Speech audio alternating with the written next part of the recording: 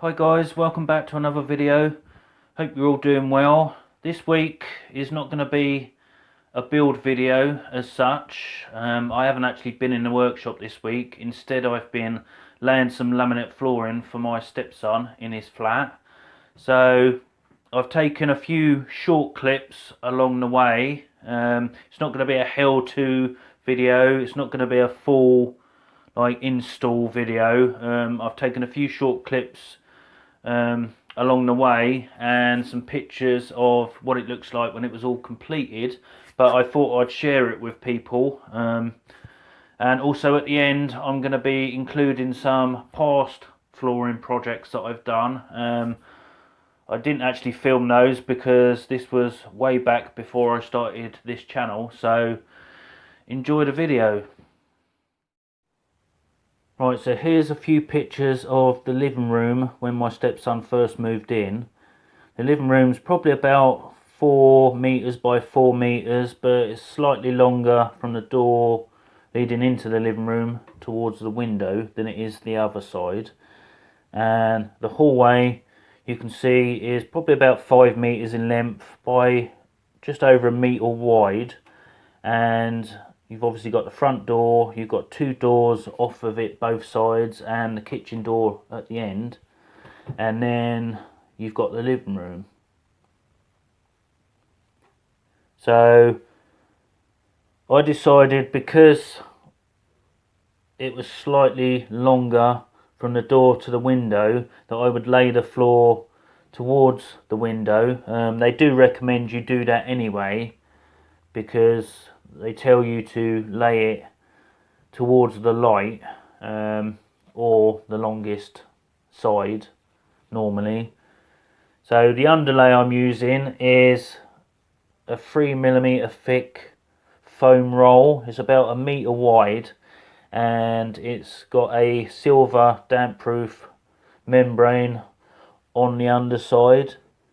So I'm basically rolling it out, cutting it to the right length, and then you don't have to fix it to the floor, but I like to use the spray adhesive. You can use any brand, they all work as well as each other, and you basically just spray that on the floor, and then once it's a little bit tacky you can roll the underlay out, and it stops it from kind of rolling back on itself, and also from moving about when you're laying the floor. So that's what I tend to do. So here you can see I've undercut all the door frames, and that allows you to slide the laminate under the door frames and gives it a more professional look. So I've also taped some 10mm spacers along the first the wall where I'm starting, and that will stop the boards from moving too close to the wall as you join them together, and just stops it from like moving around. So when you get to the end of a row, the way I mark up the cut is to basically flip the board over, make sure the tongue is up against the skirting board, and then you put a mark in line with the end of the tongue, not the top part of the board but the end of the tongue. And then when you make the cut, that should fit in perfectly, leaving you a roughly about 10mm expansion gap at the end of the row.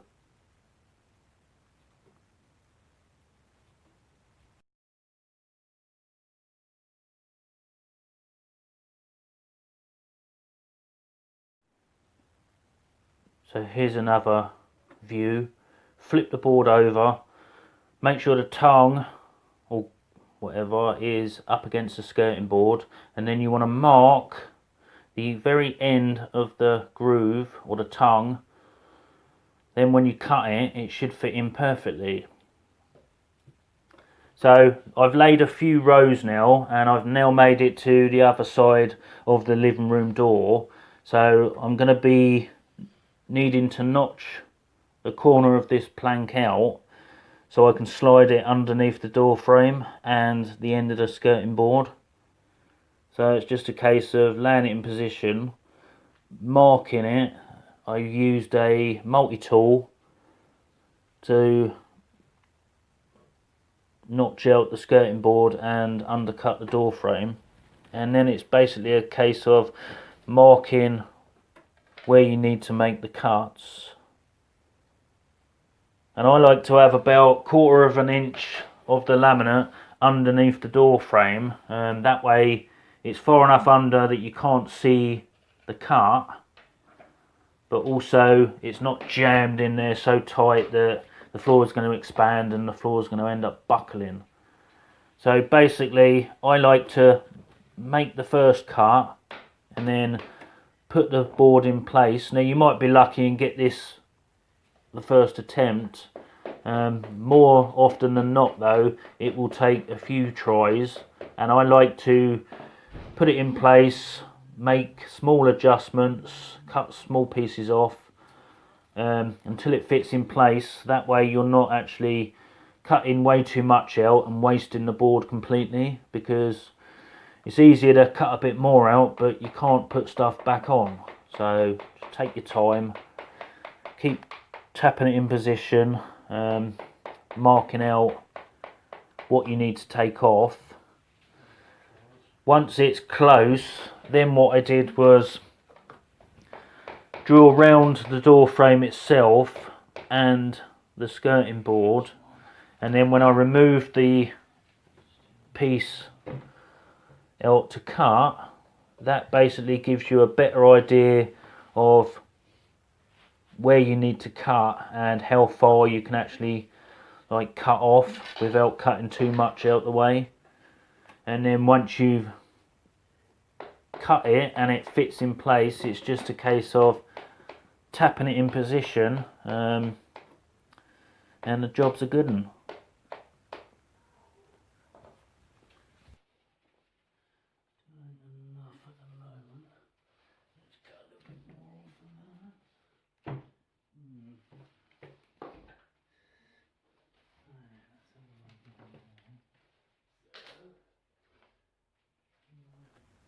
So here you can see I'm basically just drawing round the door frame and the end of the skirting board, and then that will show me exactly what I can afford to cut off without cutting too much off.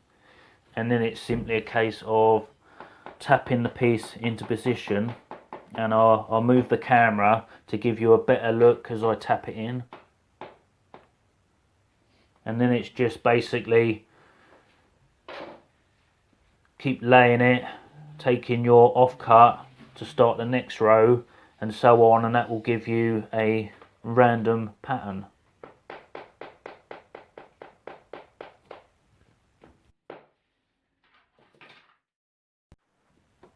So I'm now on the last row and I need to rip the boards down. So the way I do that is I take a fresh plank and I lay it directly above the one below it so it's perfectly in line, and then I take a small offcut of the same flooring, run that along the skirting board, marking the piece of wood that I've just put above the last row, and that will give you a perfect line.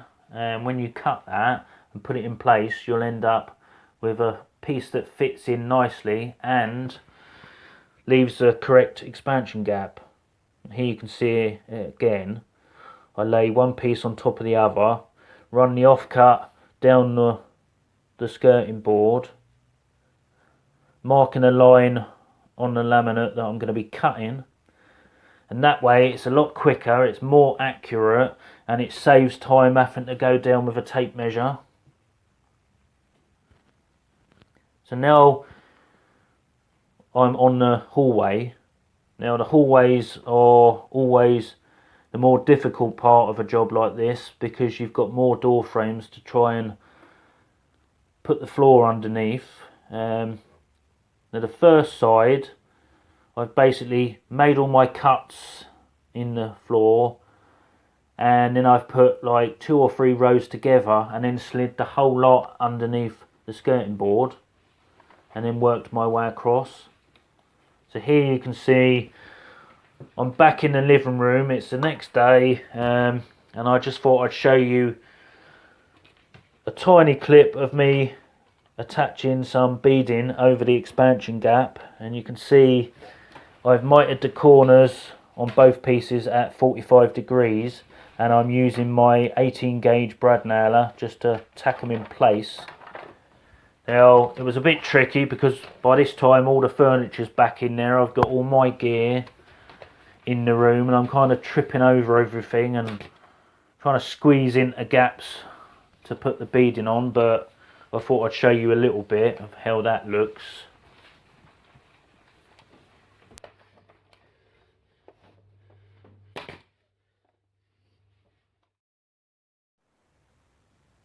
And now you can see everything is done. The beading has all been done. Now there are some slight gaps where the door frames aren't level with the skirting board, so when I attach the beading it leaves slight gaps at the ends. Now I could have messed around and refined the beading to fit exactly, but I wanted to get the job done. They were quite happy for me to leave the little gaps. They're going to fill those with some decorator's cork. Overall I'm happy with the job. They're happy with the job, and the only thing I've got left to do is I need to trim a little bit off the floor in between the hallway and the living room to put a transition strip, and then I need to fit the other transition strips on the other doors, and that will just complete the job. But as you can see, it looks a damn sight better than it did before I started, and that is basically what I've been up to this week.